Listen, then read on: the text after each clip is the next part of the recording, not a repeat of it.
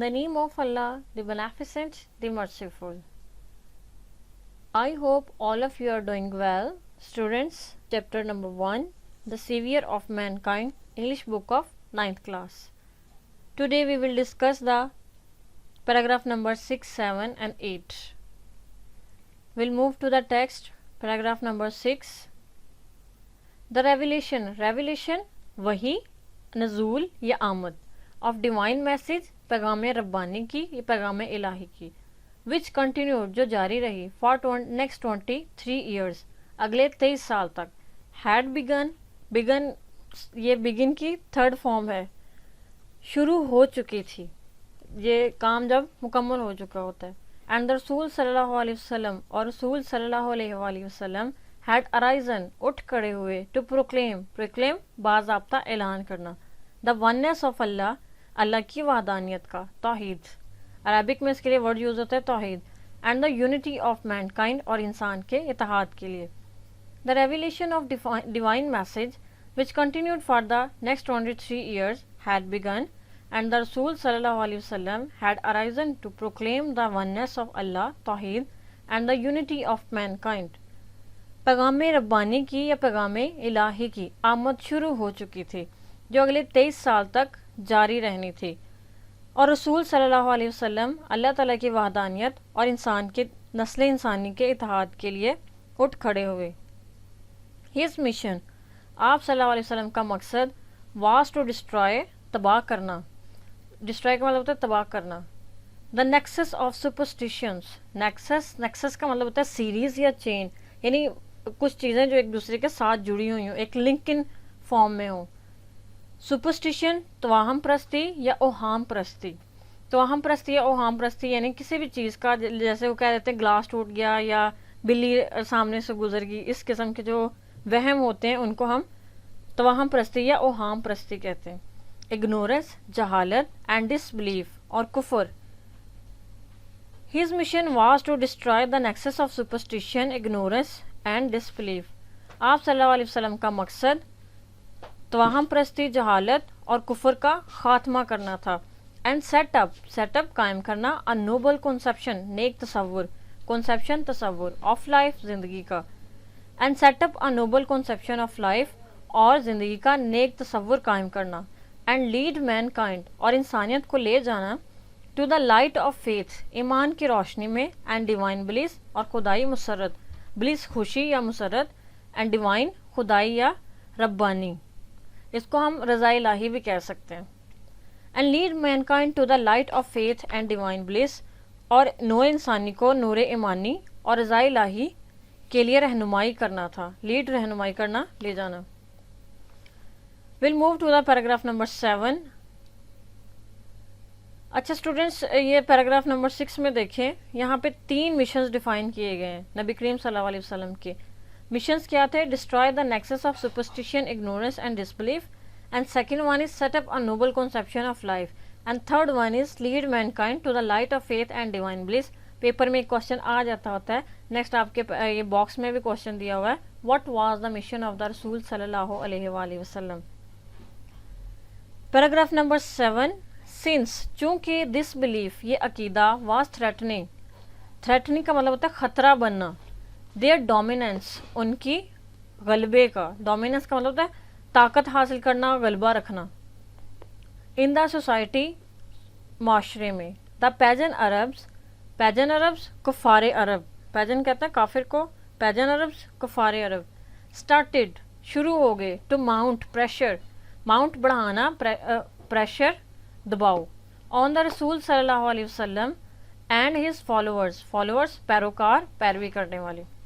Since this belief was threatening their dominance in the society, the pagan Arabs started to mount pressure on the Rasul sallallahu alaihi wasallam and his followers. चूँकि ये अकीदा माशरे में उनके तसल्लुत के लिए ख़तरा बन रहा था या उनके गलबे के लिए ख़तरा बन रहा था, कुफार अरब ने रसूल सल्लल्लाहु अलैहि वसल्लम और उनके पैरोकारों पर दबाव बढ़ाना शुरू कर दिया.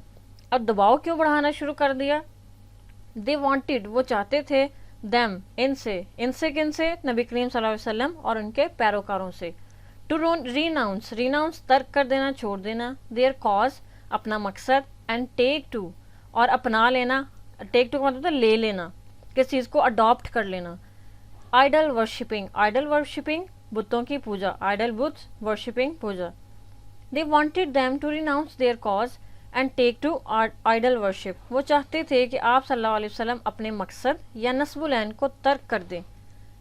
آپ صلی اللہ علیہ وسلم اور آپ کے پیروکار اپنے نصب العین کو ترک کر دیں یا چھوڑ دیں یا دستبردار ہو جائیں اور بتوں کی پوجا اختیار کر لیں. On one occasion, ایک موقع پر, occasion موقع, they sent a delegation, they sent انہوں نے بھیجا, delegation وفد, یعنی 3-4 لوگ جب کسی ایک گروپ کی کو لیڈ کر کے ایک گروپ کو جب ریپرزینٹ کرتے ہوئے کس سے بات کرتے ہیں تو ہم اسے کہتے ہیں ڈیلیگیشن. ٹو دا رسولز کائنڈ, رسول صلی اللہ علیہ وسلم کے کائنڈ مہربان اینڈ کیئرنگ خیال رکھنے والے انکل چچا ابو طالب.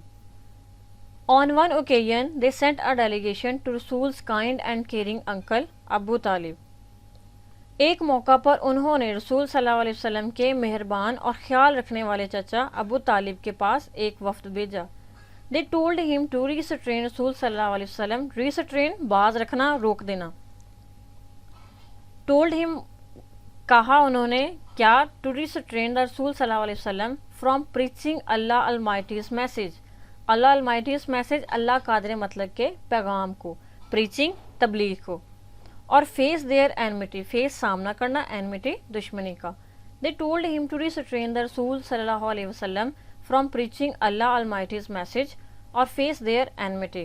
انہوں نے آپ سے کہا کہ وہ رسول صلی اللہ علیہ وسلم کو اللہ کے پیغام کی تبلیغ سے باز رکھیں یا ہماری دشمنی کا سامنا کریں. فائنڈنگ ہم سیلف, اپنے آپ کو پانا, فائنڈنگ پانا, ہم سیلف اپنے آپ کو, ان اے ڈیلیما, ڈیلیما مشکل یا مصیبت, ڈیفیکلٹی. He sent, آپ نے بھیجا, for his nephew, sent for کے لیے بھیجنا, his nephew اپنے بھتیجے کو, and explained اور وضاحت کر دی, to him آپ کے سامنے, the situation صورتحال. Finding himself in a dilemma, he sent for his nephew and explained to him the situation. اپنے آپ کو ایک مشکل صورتحال میں, مشکل یا مصیبت زدہ یا پیچیدہ بھی کہہ سکتے ہیں ہم اس کو, اپنے آپ کو ایک مشکل صورتحال میں پاتے ہوئے انہوں نے بھتیجے کو بلاوا بھیجا. سینٹ فار کا مطلب کسی کے لیے, کسی کو بلانے کے لیے بھیجنا. انہوں نے اپنے بھتیجے کو بلاوا بھیجا اور آپ صلی اللہ علیہ وسلم پر صورتحال واضح کر دی. رسول صلی اللہ علیہ وسلم, رسول صلی اللہ علیہ وسلم نے رسپونڈیڈ, رسپونڈیڈ کا مطلب ہوتا ہے جواب دینا, ود دیز میموریبل ورڈس, ان یادگار الفاظ کے ساتھ, میموریبل یادگار. رسول صلی اللہ علیہ وسلم responded with these memorable words, رسول صلی اللہ علیہ وسلم نے ان یادگار الفاظ میں جواب دیا. مائی ڈیئر انکل, میرے پیارے چچا جان, اف دے پٹ, دے پٹ رکھ دیں, پٹ کا مطلب ڈالنا یا رکھنا, وہ رکھ دیں, سن ان مائی رائٹ ہینڈ, میرے سیدھے ہاتھ میں سورج, and the moon in my left, اور بائیں ہاتھ میں چاند. ایون دین تب بھی, آئی شیل ناٹ ابنڈن, بنڈن چھوڑ دینا, آئی شیل ناٹ ابنڈن میں نہیں چھوڑوں گا, دا پروکلیمیشن باضابطہ اعلان, of the oneness of Allah, Allah تعالیٰ کی وحدانیت کا یعنی توحید کا. My dear uncle, if they put the sun in my right hand and the moon in my left, even then I shall not abandon the proclamation of oneness of Allah. میرے پیارے چچا جان, اگر وہ سورج کو میرے دائیں ہاتھ میں اور چاند کو بائیں ہاتھ میں رکھ دیں, تب بھی میں اللہ تعالیٰ کی وحدانیت کے باضابطہ اعلان کو ترک نہیں کروں گا.